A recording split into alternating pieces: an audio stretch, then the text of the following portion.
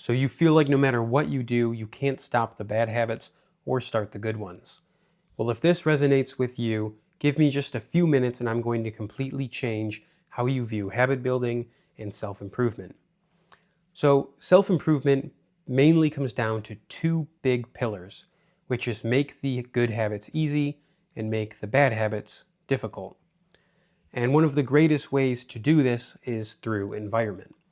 So, for example, during the Vietnam War, researchers followed soldiers from the United States and they found something shocking. What they found is that over 1/3 of soldiers in the Vietnam War reported using heroin.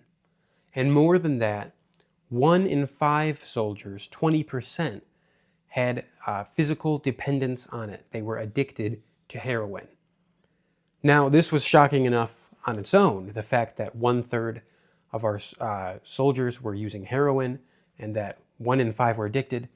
But what was more surprising than this even was the fact that when the soldiers returned home to America and researchers looked into the rates of addiction after a year of being home, they found that only 1% of soldiers became re-addicted to heroin.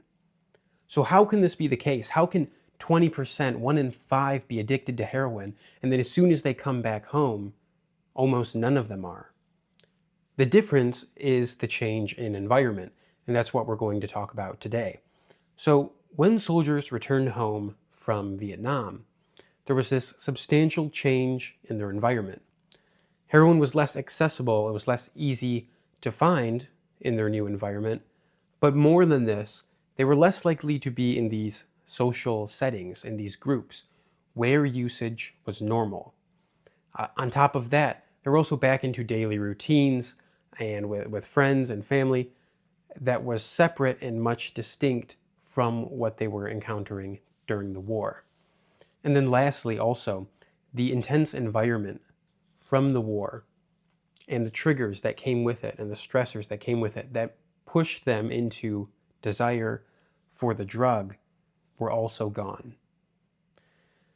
And so we can apply these principles to our lives as well and to our goals and habit building. So let's look at one first.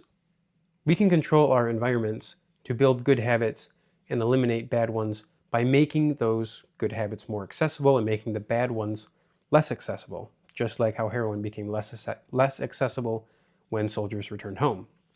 So if you find yourself going on your phone when you're supposed to be studying or working, and you find yourself scrolling TikTok or whatever it is, YouTube Shorts, while you're studying, leave your phone outside the room.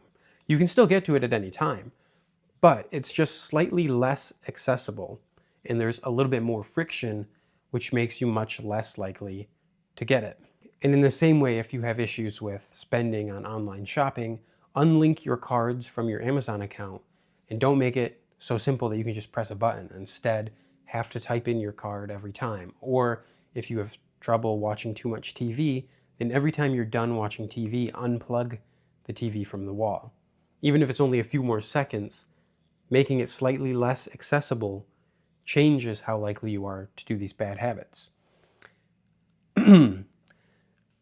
And likewise, make the good habits more accessible. So my family, several years ago, we would buy a bunch of fruits and we would put them in the drawer in the refrigerator. And they kept going bad because we would basically just forget about them. But eventually, we one time put the fruits on the top shelf, right at eye level. And when we did that, every time we opened the refrigerator, then, you'd pick at those fruits or you'd put some on your plate or whatever. So making it more accessible and easy to see, in your face, sort of, it makes you more likely to do those things. So one other example might be if you want to get into reading, but you keep finding yourself not picking up the book, just put the book on your nightstand or on your desk or somewhere where you're going to be often that you could just pick it up and start reading. Okay, in addition to making the habits more or less accessible, let's also talk about the social settings. One of the major factors that impacted soldiers when they returned home is they no longer were in these social settings where usage was common. And so likewise, if you have a habit you're trying to get rid of, let's say you have a drinking problem, controlling your social setting can be a really powerful tool. So instead of meeting your friends at parties or at bars where you know the setting is going to encourage this habit, just meet them somewhere else. Meet them at a park or go camping or, some sport activity, something like that. Now, these are just a few ways that environment can affect your habits. But if the environment can be such... Now, these are just a few ways that environment can affect your habits. But if environment can have such a substantial effect that it can change the usage of heroin rates, then it can also have a substantial effect on our habits. And so subscribe to the channel if you're interested in learning more about self-improvement. I'll see you guys on the next one.